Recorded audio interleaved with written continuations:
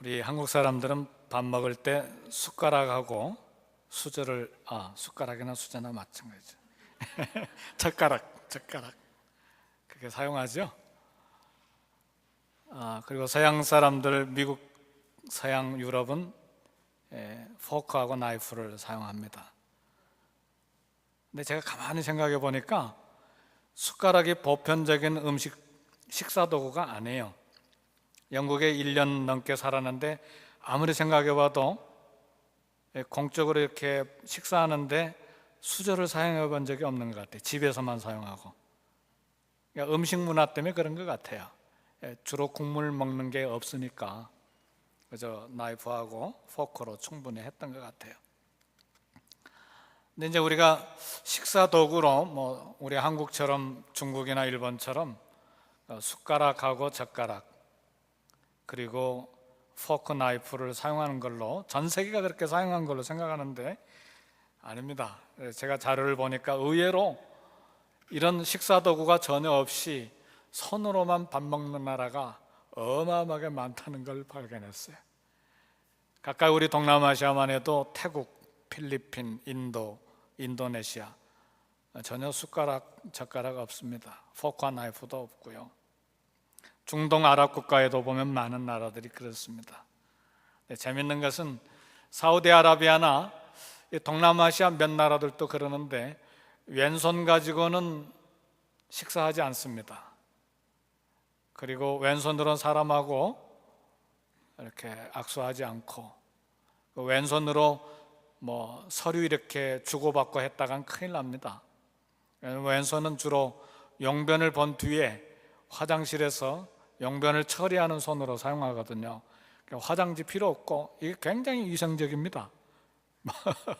우리하고 문화가 달라서 그렇지 아주 깨끗하고요. 그래서 우리 선배 선교사님 중에 한 분은 꼭 왼손으로 처리를 합니다. 재밌죠? 근데 사실은 유대인들도 오늘 본문의 말씀을 따라서 보면 알 수 있는 일이지만 유대인들도 손으로 밥을 먹습니다. 여러분 영화 볼 때 그런 거 보셨잖아요? 비스듬히 누워가지고 손으로 이렇게 밥을 먹는 거 보셨죠? 그게 다 중동지방 특별히 유대인들이 그렇게 손으로 밥 먹는 모습입니다. 그래서 밥 먹기 전에 손을 씻는 것은 상식입니다. 그리고 또 손에 많은 세균들이 있고 그렇기 때문에 이제 손을 씻고 먹는 것은 위생상 좋은 것입니다. 그래서 밖에 나갔다 들어올 때 손 씻고 밖에 나가서 많은 사람들하고 접촉하고 또 깨끗이 못한 것들 또 만지고 그렇기 때문에 식사 전에 손을 씻고 집에 들어와서 손을 씻고 이렇게 하는 건 위생적으로 굉장히 중요하다 그렇게 생각을 합니다. 네, 오늘 본문의 말씀 마가복음 7장에 보면 바리새인들과 서기관들이 예루살렘으로부터 예수님이 계신 곳에 이렇게 내려왔는데 사실 이 사람들이 내려온 것은 어떤 진리를 얻고자 해서 내려온 것이 아니고 뭐 하기 위해서 내려왔겠습니까? 뭔가 정탐을 해가지고 시비 걸기 위해서 그래서 단점들 그리고 잘못된 거 이렇게 발견해가지고 고발하기 위해서 온 것이죠. 예수님과 이야기하다가 이제 제자들이 갑자기 들어왔겠죠. 들어와서 음식을 먹기 시작하는데 전혀 손을 씻지 않고 허겁지겁 음식을 먹는 것을 딱 봤어요. 이건 바리새인들과 율법사들 그리고 서기관들에게는 굉장한 문제입니다. 왜냐하면 유대인들이 반드시 먹기 전에 심지어는 먹지 않더라도 밖에 나갔다가 들어오면 의무적으로 손을 씻고 머리에다가 물을 뿌리고 그런 손과 발을 씻는 그런 의식이 있었는데 보니까 손을 씻지 않고 먹는 거예요.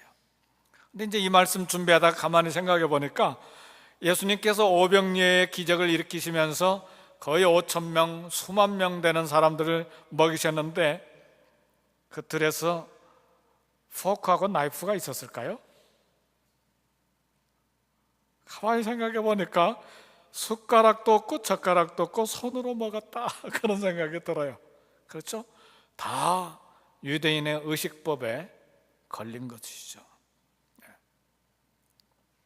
그런데 이것이 이제 장로들의 전통이라 오늘 본문의 말씀 보니까 왜 장로들의 전통을 준행하지 않습니까? 이렇게 예수님께 공격을 했는데 이들에게는 그들 나름대로 이유가 있어요.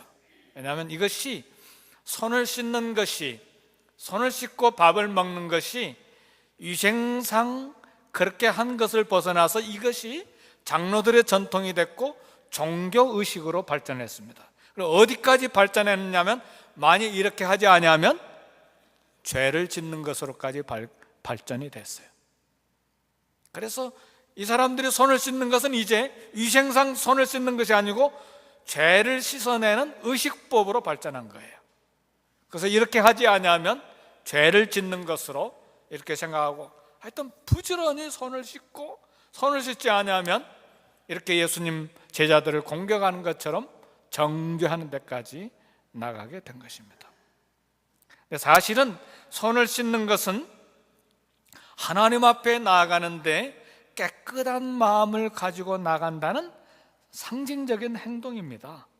그래서 외면보다는 내면을, 마음을 깨끗하게 씻는 것이 더 중요한 것입니다. 그런데 이것이 외면화되고 의식화되고 종교의식화되다 보니까 속은 깨끗이 씻지 아니하고 겉만, 모양만, 형식만, 의식만 자꾸 발전하는 장로들의 전통이 된 것입니다.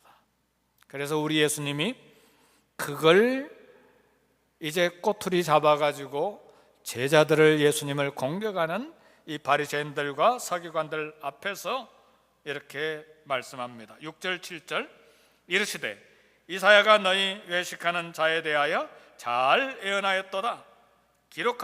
기록되었으되 이 백성이 입술로는 나를 공경하되 마음은 내게서 멀도다. 사람의 계명으로 교훈을 삼아 가르치니 나를 헛되이 경배하는도다.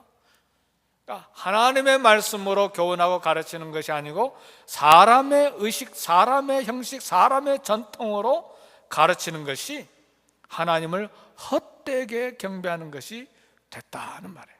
그래서 하나님을 헛되게 경배하는 것이 오늘 바리새인과 서기관들과 율법사들의만의 문제가 아니고 오늘 저와 우리들의 동일한 문제가 될 수 있다는 생각이 들어요. 예를 들면 사랑하는 성도 여러분, 우리가 예배를 드리러 다 주의를 지키기 위해서 오늘 여기에 와 있어요. 그런데 우리 마음이 예배를 드리는 동안에 내 마음이 어제 무엇을 했는지 그 장소로 가고, 지난 주간에 풀리지 않았던 비즈니스 문제로 가고, 아니면 내 마음이 집으로 달려가서 부엌에 들어가고, 이렇게 내 마음이 흩어져 있고 내 마음이 여기에 와 있지 않으면 이 예배는 뭐죠? 이게 형식이요, 이게 전통으로 남는다는 말이에요.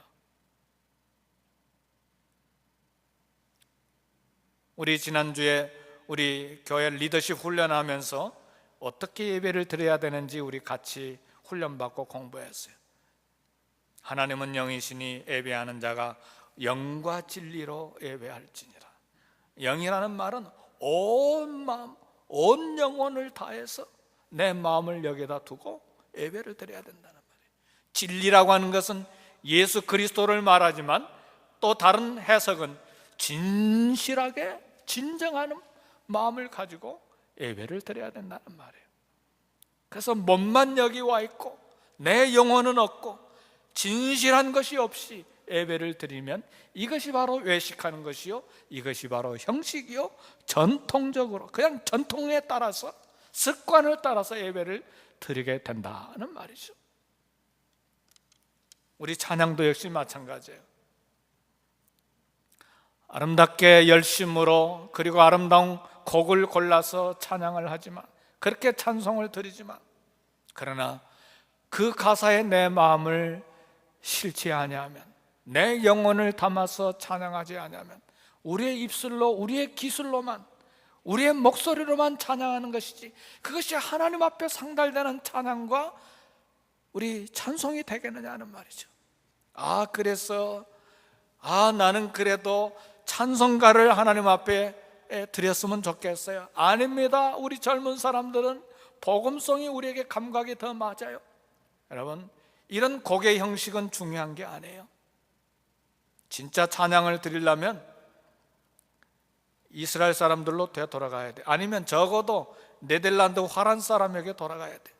화란 사람들 선교사에게 제가 찬송가를 하나 받았는데 시편 1편부터 마지막 150편까지 그게 찬송가로 묶어져 있는 걸 발견했어요. 만일 이 찬송가로 이 시편으로 찬양을 드린다면 시편 119편은 178절까지 되어 있는데 아마 1시간 찬양해야 찬양이 끝날 거예요.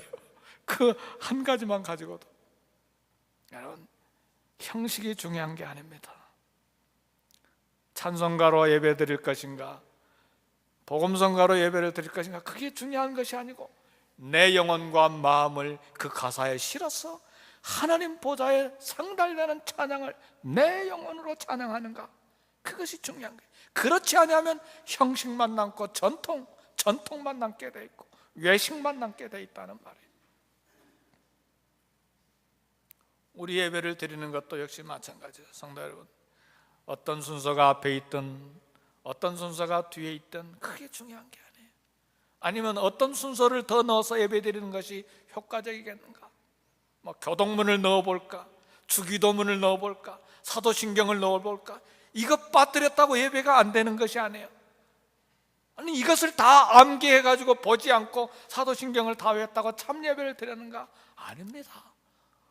거기에 그 내용을 생각하고 진심한 마음으로 하나님 앞에 고백하지 아니하면 그것은 외식으로 남는 것이고 형식만 남는 것이고, 그리고 예배드리는 전통만 남게 된다는 말입니다. 우리 모든 신앙생활에, 우리 예배뿐만 아니고 모든 신앙생활 영역이 마찬가지입니다. 우리가 십자가를 존귀하게 여깁니까, 사랑하는 성도 여러분? 그러나 예수님의 피 흘리심과 예수님의 몸을 찢어주심과 예수님의 부활하심을 생각하지 아니하고 십자가를 목에다 걸고 다니는 것은 무엇입니까? 그건 부적이나 다름이 없어요. 샤머니즘하고 다름이 없죠. 아무런 의미가 없어요. 십자가의 의미를 생각하지 아니하고 나를 위해서 십자가에 죽으신 주님이 내게 말씀하시기를 누구든지 나를 따라오거든 자기를 부인하고 자기 십자가를 지고 나를 쫓을 것이니라. 그 십자가의 의미를 생각하지 아니하고 십자가만 달아놓으면, 십자가만 목에다 액세서리로 걸고 다니면 무슨 의미가 있느냐 그 말이에요. 그건 외식이요, 전통을 따라 사는 신앙생활이요, 형식을 따라 신앙생활을 하는 것이죠. 사랑하는 성도 여러분, 오늘 형식만 남은 교인이 되지 않기 위해서 우리는 몸부림쳐야 합니다. 우리 성도님들 뿐만 아니고 우리 교역자들도 역시 마찬가지예요. 순서에 따라서 말씀 전하고 순서에 따라서 예배를 집례하고, 그러면 그건 전통만 남는다는 말이죠. 외식만 남게 된다는 말이죠. 그래서 우리는 몸부림쳐야 돼요. 내가 드리는 예배가, 내가 드리는 기도가, 내가 드리는 찬양이, 내가 드리는 헌물과 헌금이 참으로 내 영혼을 담아 진실함으로 하나님 앞에 드리고 있는가? 그렇지 않으면 서기관과 바리새인들처럼 형식만 남게 돼 있다는 말이죠. 전통을 따라서 예배를 드리는 것 외에는 아무런 의미가 없어요. 그래서 사랑하는 성도 여러분, 이런 장로들의 전통, 외식, 형식에 빠지지 않기 위해서 우리는 우리 신앙생활 하나하나를 점검해야 돼요.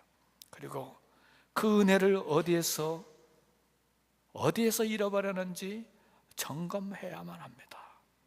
점검이 안 되면 음식을 끊어야 돼요. 무슨 이야기입니까? 금식함으로 하루 종일 그 문제를 묵상해야 돼요. 그래도 안 되면 기도 모임에 가야 돼요. 그래서 기도해야 돼요.